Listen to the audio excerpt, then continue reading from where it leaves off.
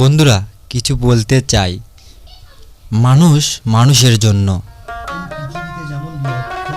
এই পৃথিবীতে যেমন লক্ষ কোটি অগণিত মানুষ আছে, প্রতিটি মানুষের কোনো না কোনো কর্ম আছে, আর যার নেই শুধু সেই জানে কর্ম কতটা গুরুত্বপূর্ণ। একটা সময় আমার কর্ম ছিল না, তখন আমি বুঝেছি ক্ষুধা কেমন। তখন আমি বুঝেছি কর্ম না থাকলে সময়গুলো কতটা কঠিন হতে পারে। সেই সময়গুলোর জন্য আমি দায়ী। আমার সৃষ্টিকর্তা আমাকে পুনরায় একটা কর্ম দিয়েছে, যার দ্বারা আমিও আমার পরিবার প্রতিনিয়ত উপকৃত হচ্ছি। তার জন্য ওই মহান আল্লাহর শুকরিয়া, আলহামদুলিল্লাহ। যার কর্ম নেই আল্লাহ তাহাকে কর্ম দিবেন, তিনি কাউকে খালি হাতে ফিরান। আমার যেহেতু সম্পদ বলতে তেমন কিছু নেই, আর্থিকভাবেও দুর্বল হওয়ায় নিজস্ব গাড়ি কিনতে পারি নাই, তাই ভাড়া রিক্সা চালাই। তাকে প্রতিদিন ভাড়া দিতে হয় 250 টাকা। আমার এই কর্মের দ্বারা আল্লাহ আরো একটি পরিবারের একটু হলেও সচ্ছলতা দান করেন। সেই সঙ্গে আমি যে গ্যারেজে গাড়ি রাখি সেখানকারও ভাড়া ও চার্জ বাবদ আরো 120 টাকা দিতে হয়। তাহলে একবার ভাবুন, একটা মানুষের কর্মের দ্বারা কত মানুষের রিজেকের ব্যবস্থা করে এবং সচ্ছলতা দান করেন, আলহামদুলিল্লাহ। কিন্তু সমাজের মানুষগুলো শুধু নিজেদের কথাই ভাবে ও নিজের পরিবারের কথা ভাবে, অন্য শব্দের নিয়ে ভাববার সময় নেই। তাই দেখুন, সবাইকে একটা না একটা ভাবনার মধ্যেই রেখেছেন। আপনি আপনার চারপাশে খবর নিয়ে দেখুন, সকাল সন্ধ্যা দুপুর ঘরে বিকেল সবাই কোনো না কোনো ভাবনার মধ্যেই আছে। কেন হবে না? সবাই তো শুধু নিজে আর নিজের পরিবারকে নিয়ে ভাবেন, তাই হয়তো এই ভাবনার শেষ নেই। এইসব ভাবনা কেবলমাত্র তখনই শেষ হবে যখন আপনি অন্য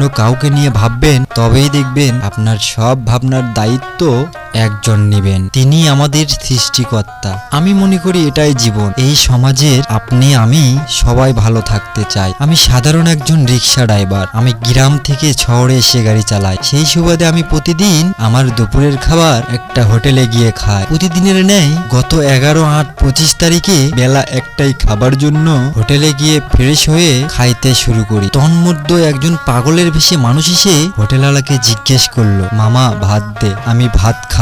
তখন হোটেলওয়ালা বলল, বাহিরে আয়, তোর সাথে কথা আছে। তুই কেন এর ভিতরে আছু? এই দৃশ্যগুলো আমি চেয়ে চেয়ে দেখছিলাম, আর আমি আমার কর্ম না থাকার সময় নিজের ক্ষুধার কথা অনুভব করা শুরু করলাম। এই ক্ষুধার কথা মনে হইলে আমার শরীরে লোম দাঁড়িয়ে যায়। তখন সেই মানুষটার ক্ষুধা আমার ক্ষুধা মনে করে তৎক্ষণাৎ আমি তড়িঘড়ি করে বাইরে যেয়ে ওই মানুষকে ভিতরে নিয়ে এসে বললাম, মামা তোমার পেট ভরতে যা লাগে খাও। তাকে 1 প্লেট ভাত দিলে সে হাফ প্লেট খাবার নিয়ে বাকি খাবার ফেরত দিয়ে বলল, আমি আর খাইতে পারবো না, নষ্ট হবে। একটা পাগল হলেও বুদ্ধি কম, তবুও সে খাবার নষ্ট করলো না। আর আমরা প্রতিনিয়ত কত খাবার নষ্ট করি। হায় রে মানুষ!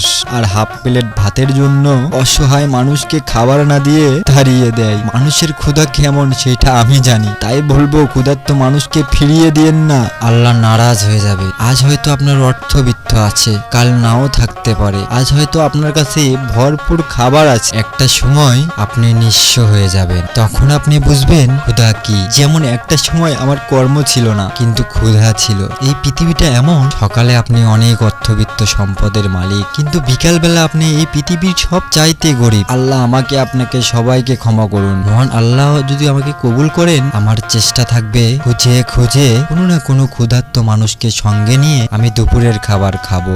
জানি না আমার আশাটা সৃষ্টিকর্তা কবুল করবে কিনা। আপনারা আমার জন্য দোয়া করবে। ক্ষুধার্ত মানুষের ক্ষুধা নিবারণ করার জন্য আমাকে ওসিলা হিসেবে তৌফিক দান করেন। ক্ষুধা তো নিবারণ করবেন সেই মহান আল্লাহ। আমি তার হুকুমের গোলাম। আজকের মতো আমি বিদায় নিচ্ছি, তবে যাচ্ছি না, আবারও আসবো আমার জীবন গল্প নিয়ে ও অন্য কোনো ক্ষুধার্ত মানুষের ক্ষুধা নিয়ে। সে পর্যন্ত সবাই ভালো থাকবেন ও আমার জন্য দোয়া করবেন। আল্লাহ এই পৃথিবীর সকল মানুষ ও প্রাণীর ক্ষুধা নিবারণ করুন। আসসালামু আলাইকুম বন্ধুরা, আলোর পথে।